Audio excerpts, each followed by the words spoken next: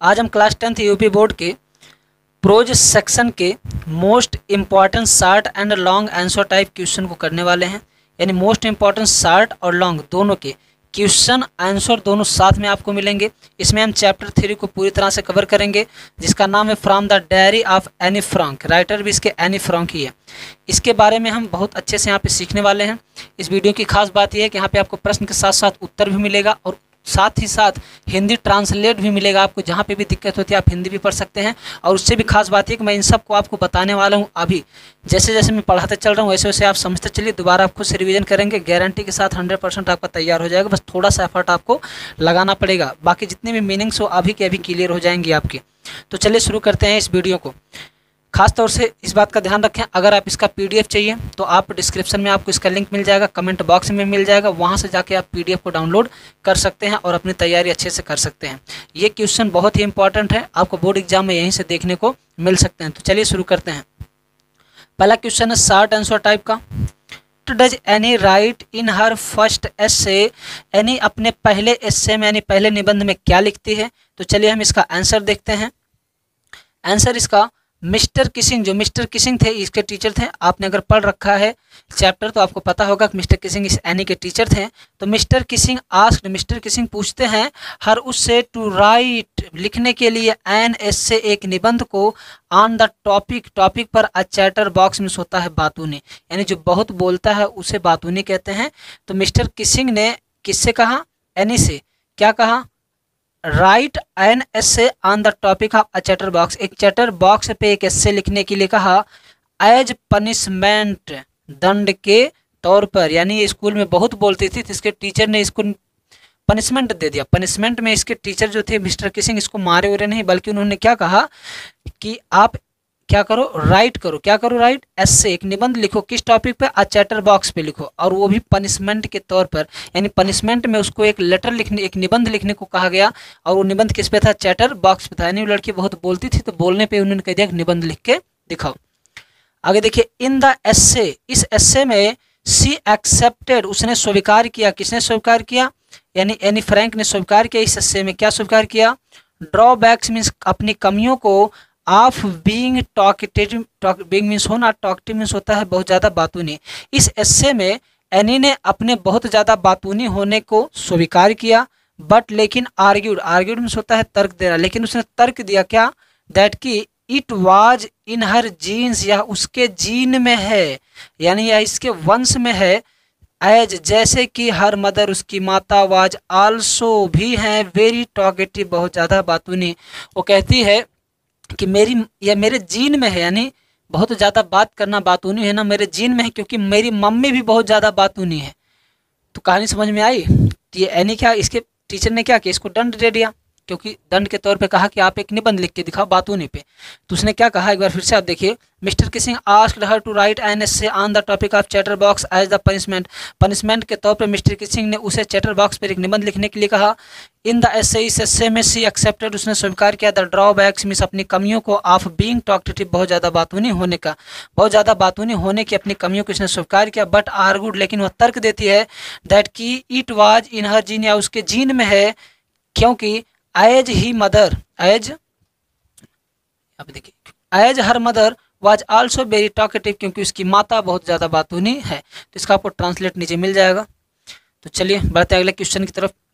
Question number 2 देखिए।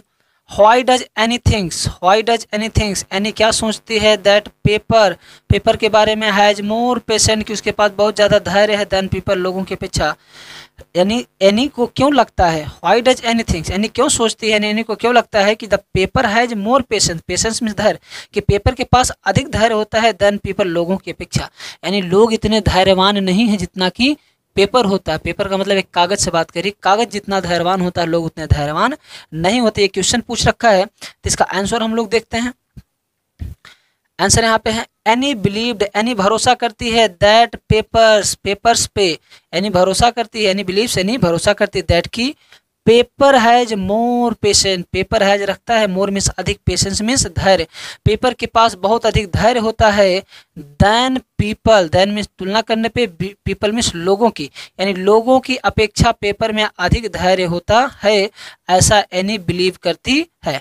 फिर आगे देखिए बिकॉज क्योंकि इट लिसन्स या सुनता है टू हर उसकी मोर पेशेंसली बहुत ही धैर्य के साथ, क्योंकि वह उसकी बातों को बहुत ही धैर्य के साथ सुनता है। आप किसी व्यक्ति को सुनाओ जाओगे तो 4 बात वो आपको सुना देगा, लेकिन पेपर से कुछ भी बोलते रहो बोलता नहीं है। तो ये नहीं कहती है एनी बिलीव्स यानी भरोसा करती है, क्या भरोसा करती है, दैट की paper has more patient, paper के पास अधिक धैर्य होता है, देन पीपल लोगों की अपेक्षा, यानी पेपर के पास लोगों की अपेक्षा अधिक धैर्य होता है। बिकॉज क्योंकि इट लिसन्स या सुनता है टू हर उसकी बातों को मोर पेशेंटली बहुत ही अधिक धैर्य के साथ, क्योंकि यह इसकी बातों को बहुत अधिक धैर्य के साथ सुनता है। एंड और साइलेंटली और शांतिपूर्वक या इसकी बातों को बहुत ही ध्यान और शांतिपूर्वक सुनता है। It does not react, it does not react या कोई भी प्रतिक्रिया नहीं देता, लाइक अदर पीपल दूसरे लोगों की तरह, या दूसरे लोगों की तरह कोई भी रिएक्ट नहीं करता। And also because, and also और यह भी करता है, क्यों, आगे देखिए, बिकॉज क्योंकि सी कैन कन्फाइड, कन्फाइड मीन्स गुप्त रूप से, क्योंकि सी कैन वह सकता है, कन्फाइड मीन्स गुप्त रूप से इन हर डायरी अपनी डायरी में ऑल द सीक्रेट सभी सीक्रेट्स को, यानी सभी रहस्यों को। तो यहाँ पे ये कह रहा है कि बिकॉज क्योंकि सी कैन कन्फाइड और गुप्त रूप से छुपा के रख सकती है, इन हर डायरी अपनी डायरी में ऑल हर सीक्रेट्स अपने सभी सीक्रेट्स को। बात क्लियर है। तो यहाँ पे ये कहना चाहती है कि पेपर के पास बहुत ज़्यादा धैर्य होता है आदमियों की अपेक्षा। तो एक बार हम इसको स्पीड में लेके चलते हैं। देखिए, एनी बिलीव्स यानी भरोसा करती है, दैट की paper has more patient, paper के पास अधिक धैर्य होता है, देन पीपल लोगों की अपेक्षा, पेपर के पास लोगों की अपेक्षा अधिक धैर्य होता है। बिकॉज क्योंकि इट लिसन टू हर या उसकी बातों को सुनता है, मोर पेशेंटली बहुत ही धैर्य के साथ, एंड साइलेंटली और बहुत ही शांतिपूर्वक, या क्योंकि या उसकी बातों को बहुत ही शांति और धैर्य के साथ सुनता है। It does not react like other people या दूसरे लोगों की तरह रिएक्ट नहीं करता है। एंड आल्सो बिकॉज और यह भी है, और यह इसलिए धैर्यवान है क्योंकि बिकॉज सी कैन कन्फाइड या गुप्त रूप से रख सकती है, इन हर डायरी अपनी डायरी में हर सीक्रेट्स अपने सभी सीक्रेट्स को, यानी अपने सभी रहस्यों को अपने डायरी में छुपा के रख सकती है, क्योंकि कागज में कुछ भी आप लिख के रख दीजिए, कागज कोई रिएक्ट करने वाला नहीं है। तो चलिए आगे देखते हैं। इसका यहाँ पर ट्रांसलेट हिंदी है, आप यहाँ से कर सकते हैं। अगला क्वेश्चन है question number 3। Mister Keesing is a kind, mister Keesing एक दयालु व्यक्ति थे, बट स्ट्रिक्ट लेकिन सख्त टीचर थे। एक्सप्लेन, हमें इसकी व्याख्या करनी है। मिस्टर किसिंग क्या थे, एक दयालु व्यक्ति थे लेकिन स्ट्रिक्ट टीचर यानी सख्त टीचर थे, इसे हमें एक्सप्लेन करना है। तो चलिए इसका आंसर देखते हैं। Keesing was a strict teacher, mister Keesing बहुत ही ज़्यादा सख्त टीचर थे। He did not allow student, he did not allow वह अनुमति नहीं देते थे स्टूडेंट्स विद्यार्थियों को to talk in his class अपनी कक्षा में बात करने के लिए, एज ही वांटेड जैसा कि वे चाहते थे, देम में सुन है टू कंसंट्रेट ध्यानपूर्वक ऑन देयर स्टडीज यानी वो चाहते थे कि वो अपने पढ़ाई पे ध्यान दे पूरी तरह से। तो mister Keesing was a strict teacher, mister Keesing एक सख्त टीचर थे। He did not allow student to talk in his class, वह अपने विद्यार्थियों को कक्षा में बात करने की अनुमति नहीं देते थे। एज ही वांटेड वह चाहते थे, क्या चाहते थे, देम कि वे लोग to concentrate on their study अपने पढ़ाई पे पूरी तरह से कंसंट्रेट रहे, पूरी तरह से ध्यान दे। आप यहाँ तक आंसर करके छोड़ सकते हैं, यहाँ कुछ और भी है, आप इसको भी अगर चाहें तो लिख सकते हैं। अगर आप यहाँ तक छोड़ते हैं तभी कोई दिक्कत नहीं है। आप इसको भी यहाँ पे देखिए, ही ऑफन वो अक्सर पनिश्ड दंड दिया करते हैं, एनी को फॉर टॉकिंग मीन्स बात करने के लिए, इन बिटवीन बीच में, क्लासेस मीन्स क्लास के, वे अक्सर एनी को क्लास के बीच में बात करने के लिए दंड दिया करते हैं। बाई गिविंग हर एस्से उसे एस्से देकर, and extra homework and extra work और एक्स्ट्रा कार्य, यानी मिस्टर किसिंग अक्सर अपनी क्लास में बात करने के लिए एनी को दंड दिया करते थे, और वो दंड के रूप में क्या था, एस्से था और एक्स्ट्रा वर्क यानी निबंध लिखने को कह देते थे, कहीं एक्स्ट्रा कार्य करने के लिए कह देते थे। आगे इसका हिंदी अनुवाद भी दे रखा है, आप ये नीले वाले को कर सकते हैं, ये जो पिंक कलर का उसको छोड़ सकते हैं, लेकिन हम तो कहेंगे आप पूरा याद रखिए, ज़्यादा लंबा भी नहीं है। चलिए क्वेश्चन नंबर 4 देखते हैं। Why was Annie's entire class anxious and nervous, why क्यों, वाज था एनीज इंटायर, एनीज की इंटायर मीन्स संपूर्ण, क्लास मीन्स कक्षाएं, एनेक्जियस मीन्स चिंतित, एंड नर्वस मीन्स उदास, यानी एनी की संपूर्ण कक्षा उदास और नर्वस क्यों थी। हम कह सकते हैं एनी की पूरी कक्षा चिंतित और घबराई हुई क्यों थी, क्योंकि वहाँ पे आपको पता है कि परिणाम घोषित होने वाला था, टीचर डिस्कस कर रहे थे कौन पास होगा कौन नहीं। तो चलिए इसका आंसर देखते हैं। एनीज इंटायर क्लास, एनी की पूरी कक्षाएं वाज एनेक्जियस, चिंतित थी, एंड नर्वस और घबराई हुई थी, बिकॉज क्योंकि दे वर वेटिंग, वे प्रतीक्षा कर रहे थे, टू हियर, सुनने का, हु विल बी प्रमोटेड, किसको प्रमोट किया जाएगा, टू द नेक्स्ट ग्रेड, अगली कक्षा में। यानी एनी की संपूर्ण क्लास क्या थी, चिंतित थी, नर्वस थी, क्योंकि वो सब प्रतीक्षा कर रहे थे ये सुनने के लिए कि अगली कक्षा में किस बच्चे को प्रवेश, यानी अगली कक्षा में किस बच्चे को प्रमोट किया जाएगा, किस बच्चा को अगली कक्षा में पढ़ने के लिए भेजा जाएगा, यानी किसको पास किया जाएगा, किसको फेल किया जाएगा। आप इतना लिख के आंसर छोड़ सकते हैं। यहाँ पे कुछ और भी दिया, आप इसको भी लिख सकते हैं। देखिए, एनीज इंटायर क्लास, यानी कि पूरी कक्षा वाज एनेक्जियस एंड नर्वस, उदास और शांत थी, घबराई हुई थी, बिकॉज क्योंकि दियर टीचर्स, इनके जो टीचर्स थे, वर हैविंग अ मीटिंग, एक मीटिंग में थे, क्योंकि इसके जो टीचर्स थे वो मीटिंग में थे, देयर दे वर, जहाँ पे दे वर टू डिसाइड, वे निर्णय लेने वाले थे, हु वुड मूव ऑन, कौन जाएगा, टू द नेक्स्ट क्लास, अगली कक्षा में, and who would be kept back, और किसे पिछली कक्षा में छोड़ दिया जाएगा। यानी एनी की संपूर्ण क्लासेस क्या थी, डिस्टर्ब थी, परेशान थी, क्योंकि उनके सभी टीचर क्या थे, एक मीटिंग में व्यस्त थे, वो मीटिंग कर रहे थे और वो वहाँ पे डिसाइड करने वाले थे किस बच्चे को अगली कक्षा में भेजा जाएगा और किस बच्चे को पहले ही उसी कक्षा में फिर से रोक दिया जाएगा, यानी किसको पास किया जाएगा, किसको फेल किया जाएगा। वेरी शार्ट आता है तो आप इतना लिखेंगे, शार्ट आता है तो आप पूरा लिख सकते हैं। लॉन्ग में अगर पूछ लेता है तो आप इसको भी और बढ़ा चला के लिख सकते हैं। लॉन्ग का क्वेश्चन भी हमने इसमें कवर कर रखा है। यहाँ पे देखिए आपको हिंदी ट्रांसलेट भी मिल जाएगा। अब जो हमारा अगला पार्ट है, most important long answer type question है। यहाँ पे आपको most important long answer type के क्वेश्चन मिलेंगे और ये बहुत ही बेहतरीन क्वेश्चन है। ये 100% चांसेस हैं आने के लिए बोर्ड एग्जाम में, ये आ सकते हैं, इस वजह से आप इनको तैयार रखिए। यहाँ पे देखिए क्वेश्चन नंबर फर्स्ट लॉन्ग का, give a brief sketch of Annie's life, any के जीवन का एक ब्रीफ स्केच यानी संक्षिप्त विवरण दीजिए। एनी के देखिए एक स्केच लिखने के लिए आता है, किसी का भी आ सकता है, तो हमने एक दो करवा दिया है तो आप इसको भी कंप्लीटली याद कर लेंगे। तो कह रहा है give a brief sketch of Annie's life, any के जीवन का एक संक्षिप्त विवरण, यानी उसके जीवन की घटनाओं के बारे में थोड़े थोड़े में आप बता दीजिए। तो चलिए इसका आंसर देखते हैं यहाँ से। इसका आंसर है एनी वाज बर्न। चलिए इसका आंसर देखते हैं। एनी वाज बर्न, एनी पैदा हुई थी ऑन 12 जून 12 जून को 1929 1929 को। एनी का जन्म 12 जून 1929 को हुआ था। सी लिव्ड, वह रहती थी इन फ्रैंकफर्ट, फ्रैंकफर्ट में। वह कहाँ रहती थी, फ्रैंकफर्ट में, अनटिल जब तक कि सी वाज 4, वह 4 साल की नहीं हो गई। यानी एनी का जन्म कहाँ हुआ था, फ्रैंकफर्ट में हुआ था। कब, 12 जून 1929 को। ये डेट याद कर लीजिएगा, ये इंपॉर्टेंट है। कब तक रह रही थी, अनटिल जब तक कि सी वाज 4, वह 4 साल की नहीं, यानी जब तक वो 4 साल की तब तक उसे कहाँ रखा गया, फ्रैंकफर्ट में रखा गया।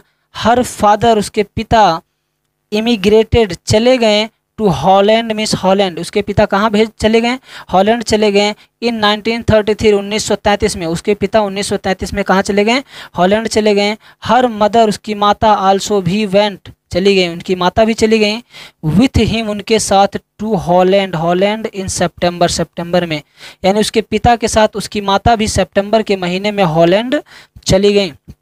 आगे देखिए, Annie and her elder, Annie and her और उसकी एल्डर सिस्टर और उसकी बड़ी बहन मार्गरेट, एनी और उसकी बड़ी बहन मार्गरेट, यानी एनी की बड़ी बहन भी तो उसका नाम क्या था, मार्गरेट था। वर सेंट, भेज दिए गए, टू अचेन, अचेन भेज देंगे, टू स्टे, रहने के लिए, विथ दियर ग्रैंड मदर, अपनी दादी के साथ। यानी यहाँ पे ये कह रहा है कि एनी और उसकी जो बड़ी बहन मार्गरेट थी उसको कहाँ भेज दिया गया, अचेन भेज दिया गया, उनके ग्रैंड मदर यानी दादी के पास रहने के लिए। फिर देखिए मार्गरेट जो एनी की बड़ी बहन है, वेंट, चली गई, टू हॉलैंड, यानी ये भी हॉलैंड चले, पहले तो पापा गए, फिर पीछे पीछे मम्मी गई, अभी इसकी बड़ी बहन भी जा रही है। तो Margaret went to Holland, Margaret कहाँ चली गई, हॉलैंड चली गई। इन दिसंबर, दिसंबर के महीने में, मार्गरेट दिसंबर के महीने में हॉलैंड चली गई। एंड एनी फॉलोड, और एनी ने भी क्या किया, अनुसरण किया, यानी वो भी पीछे पीछे चल दी। इन फरवरी, फरवरी के महीने में, और फरवरी के महीने में एनी भी इसके पीछे पीछे चल गई। तो यहाँ पे एक बार यहाँ से देखिए, तो एनी का जन्म 12 जून 1929 को हुआ था। वह फ्रैंकफर्ट में रह रहे थे कब तक, जब तक 4 साल की थी। उसके पिता कहाँ चले गए, हॉलैंड चले गए। कब चले गए थे, 1933 में चले गए थे। उसके बाद उसकी माता भी उनके पीछे पीछे कब चली गई, सितंबर में चली गई। उसके बाद उसकी बड़ी बहन को और एनी को कहाँ भेज दिया गया रहने के लिए, एचएन भेज दिया गया, उसकी ग्रैंड मदर के पास रहने के लिए। फिर कुछ दिन के बाद उसकी जो बड़ी बहन थी, उसकी बड़ी बहन कौन, एनी मार्गरेट, वो भी कहाँ चली गई, हॉलैंड चली गई। बात क्लियर है, कहाँ चली गई, हॉलैंड। कब चली गई, फरवरी के महीने में। यानी अब बची कौन, केवल एनी बच गई। यहाँ पे देखिए, सॉरी इसकी मार्गोट जो गई थी, Margot went to Holland in December, Margot दिसंबर में गई थी, अब एनी की बारी है। तो आगे कहानी देखते हैं। Any followed in February, any भी फरवरी में पीछे पीछे चल दी। सी स्टार्टेड, उसने शुरू किया।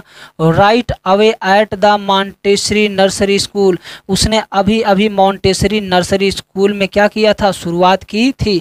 यानी वो नर्स वहाँ पे गई जब हॉलैंड में, तो उसका एडमिशन उसने करवा दिया गया होगा नर्सरी स्कूल में, तो उसने अभी अभी मॉन्टेसरी नर्सरी स्कूल में शुरुआत की थी।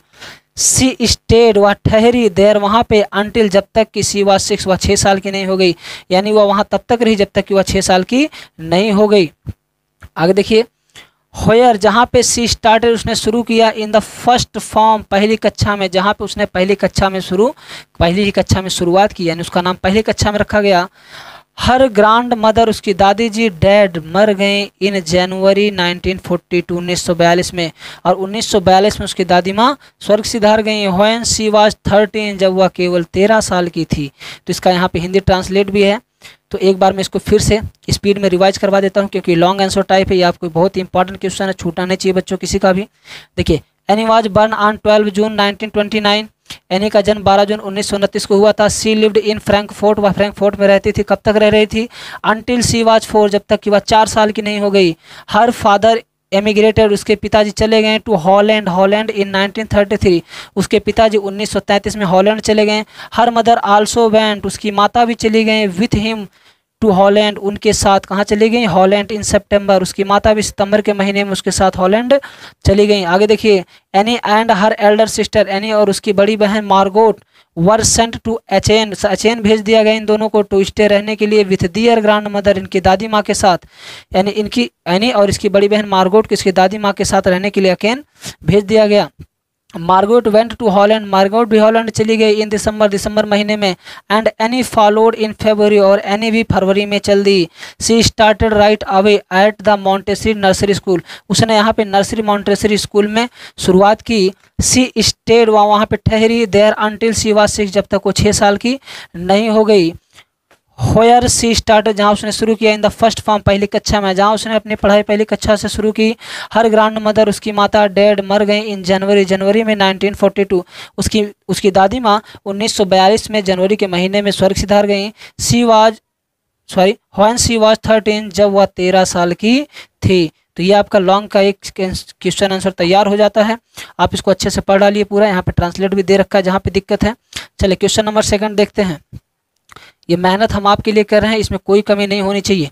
देखिए, मैं स्पीड में इसलिए पढ़ा रहा हूँ क्योंकि समय बहुत कम है, ठीक है, अपलोड भी करना रहता है तो समय बहुत ज़्यादा लगता है, तो इस वजह से मैं स्पीड में चल रहा हूँ, क्योंकि ये सारी चीज़ें आपको पहले भी पढ़ाई जा चुकी हैं, बस ये रिवीजन क्लास की तरह है। तो देखिए, describe the 3 essay written by Anne Frank, describe, वर्णन कीजिए, द 3 एस्से, 3 निबंधों के बारे में, रिटन जो लिखी गई हैं, bye Anne Frank, Anne Frank के द्वारा, यानी एनी फ्रैंक के द्वारा लिखे गए 3 निबंधों का वर्णन कीजिए। एनी फ्रैंक ने 3 निबंध दिया था, क्योंकि उसके टीचर उसको पनिशमेंट के तौर पर कहते थे, बेटा निबंध लिखो, इस पे लिखो, उस पे लिखो, तो निबंध लिखती थी। तो वही 3 निबंध के बारे में यहाँ पे वर्णन है। तो चलिए देखते हैं क्वेश्चन नंबर 1 का answer. The topic of her first essay was a chatter box, the topic व विषय था ऑफ हर फर्स्ट एस्से, उसके पहले एस्से का, वाज अ चैटर बॉक्स, एक चैटर बॉक्स, उसके पहले एस्से का विषय क्या था, चैटर बॉक्स था। द सेकेंड वाज, जो दूसरा था, एन इनक्रेडिबल चैटर बॉक्स, एक इनक्रेडिबल चैटर बॉक्स था। यानी पहला क्या था, चैटर बॉक्स था, दूसरा इनक्रेडिबल चैटर बॉक्स था। And the third was quack quack quack, और तीसरा एस्से क्या था, क्वैक क्वैक क्वैक था। ये 3 एस्से थे। तो हम इसको हेडिंग वाइज बना दिए बच्चों, यहाँ पे देखिएगा हेडिंग वाइज है। फर्स्ट एस्से, पहले एस्से में क्या था, इन हर फर्स्ट एस्से, उसके पहले एस्से में टाइटल, जिसका टाइटल रखा गया था द चैटर बॉक्स, यानी उसके पहले एस्से का टाइटल क्या था, चैटर बॉक्स था। सी आर्ग्यूड, वह उसमें वर्णन करती है, बताती है, दैट की इट इज, वह क्या बताती है, आगे देखिए, इट इज़ द राइट, या सही है, ऑफ एवरी स्टूडेंट, प्रत्येक विद्यार्थी के लिए, टू टॉक, बात करना, वो कहती है प्रत्येक विद्यार्थी के लिए बात करना सही है। एंड टू डिस्कस, और आपस में डिस्कस करना, थिंग्स, वस्तुओं के बारे में, फ्रॉम द अदर्स में, दूसरे स्टूडेंट्स में, विद्यार्थियों के साथ। यानी ये क्या कहना चाहती है, ये कह रही है कि सी आर्ग्यूड, अपने दूसरे हिस्से में, अपने पहले हिस्से में जो चैटर बॉक्स में वो कहती है, सी आर्ग्यूड दैट इट इज, वह इसमें बताती है कि इट इज़ द राइट, या सही है, every student to talk and to discuss things from the other student, यानी प्रत्येक व्यक्ति यानी हर एक स्टूडेंट को दूसरे स्टूडेंट से डिस्कस करना, बात करना ये सही है, इसके बारे में ये लिखती है। सेकेंड एस्से देखते हैं। सेकेंड एस्से क्या है? इन हर सेकेंड एस्से, उसके दूसरे एस्से में शी हैज क्लेम्ड, वह क्लेम करती है, वह क्या करती है?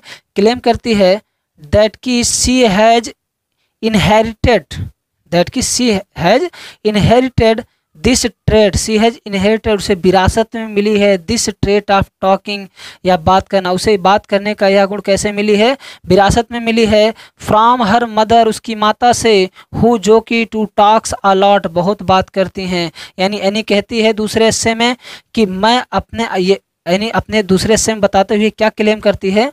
वो ये शिकायत करती है कि she has inherited this trait of talking, उसे यह बात करने का गुण कैसे मिला है? विरासत में मिला है। From her mother who too talks a lot, उसकी माता से, क्योंकि उसकी मम्मी भी बहुत बातूनी थी। जब बिटिया मम्मी बातूनी है तो बिटिया तो रहेगी ही। आगे देखिए थर्ड से, तीसरे से में क्या कहती है? आपको ऐसे ही एग्जाम में लिखना है। एनी हैज रिटन, वह लिखती है ही थर्ड से, यहाँ पे देखिएगा आर आप लगा लीजिएगा, ही ना हो के यहाँ पे हर रहेगा। बात क्लियर है? हर थर्ड से, तो आप सही कर लीजिएगा। He has written her third essay, वो अपने तीसरे एस्से में लिखती हैं इन अ वर्स, एक कविता की तरह। वो अपने तीसरे एस्से में क्या लिखती हैं? कविता की तरह, यानी अपने तीसरे एस्से को एक कविता की तरह लिखती हैं। और क्या लिखती हैं? इन दिस एस्से, इस एस्से में शी हैज रिटन, उन्होंने लिखा अबाउट 3 डकलाइन, 3 बत्तखों के बारे में। 3 बत्तख, डकलिंग में होता है बत्तख के बच्चे। इन दिस एस्से, इस एस्से में शी हैज रिटन, उन्होंने लिखा अबाउट 3 डकलिंग्स, 3 बत्तख के बच्चों के बारे में। अ मदर डक, एक मदर बत्तख यानी माता बत्तख, एंड अ फादर सॉन, और एक पिता हंस, एक माता बत्तख और एक पिता हंस के बारे में लिखती हैं। वो कहती हैं कौन? एनी द फादर सॉन, जो पिता हंस है, डिसलाइक्स, पसंद नहीं करता है, द क्वेकिंग मीन्स, बातों को, ऑफ द डकलिंग मीन्स, बत्तख के बच्चों को। यानी जो पिता हंस है वो बत्तख के बच्चों को, यानी अपने बच्चों की बातों को करना पसंद नहीं करते हैं। सो मच, बहुत ज़्यादा, यानी बहुत ज़्यादा डिसलाइक करते हैं। जो पिता हंस है वो अपने बच्चों की बातों को बहुत ज़्यादा डिसलाइक करते हैं, बहुत ज़्यादा नापसंद करते हैं। दैट ही किल्स, जिसकी वजह से, ही किल्स, वह मार देते हैं, द डकलिंग मीन्स, बत्तख के बच्चों को, जिसकी वजह से वो अपने बच्चों को मार देते हैं। ये तीसरा एस्से इसमें कहती है। एक बार तीसरे को फिर से देख लीजिए आप। Annie has written, he third essay, यानी तीसरे हिस्से में लिखती हैं इन अ वर्स, एक कविता की तरह, यानी अपने तीसरे हिस्से को एक कविता की तरह लिखती हैं। कैसे? इन दिस एस्से, इस हिस्से में शी हैज रिटन, वह लिखती हैं अबाउट 3 डकलिंग, 3 बत्तख के बच्चों के बारे में। अ मदर डक, एक माता बत्तख। अ फादर सॉन, एक पिता हंस के बारे में। The father swan dislikes the quacking of the duckling so much, जो पिता हंस थे वो अपने बच्चों को, बातों को बहुत ज़्यादा डिसलाइक करते थे, बहुत ज़्यादा नापसंद करते थे। दैट ही किल्स द डकलाइन, जिसकी वजह से वो अपने बच्चों को क्या करते थे? यानी अपने बच्चों को मार देते थे। यहाँ पे आपको इसका ट्रांसलेट भी मिल जाएगा। ठीक, तो यहाँ पे आप इसको अच्छे से तैयार कर लीजिए जितने भी स्टूडेंट हैं। ये बहुत ही इंपॉर्टेंट क्वेश्चंस हैं। इसका अगला पार्ट जल्द ही आपको मिलेगा। कल शाम तक आपके प्रोज सेक्शन कंप्लीट हो जाएगा। फिर हम चलेंगे आपके सप्लीमेंट्री की तरफ, फिर हम पोएट्री में बढ़ेंगे, क्योंकि पोएट्री में स्टैंजा बेस्ड क्वेश्चन आता है। तो आज के लिए इतना ही, मिलते हैं अगले वीडियो में, तब तक के लिए धन्यवाद।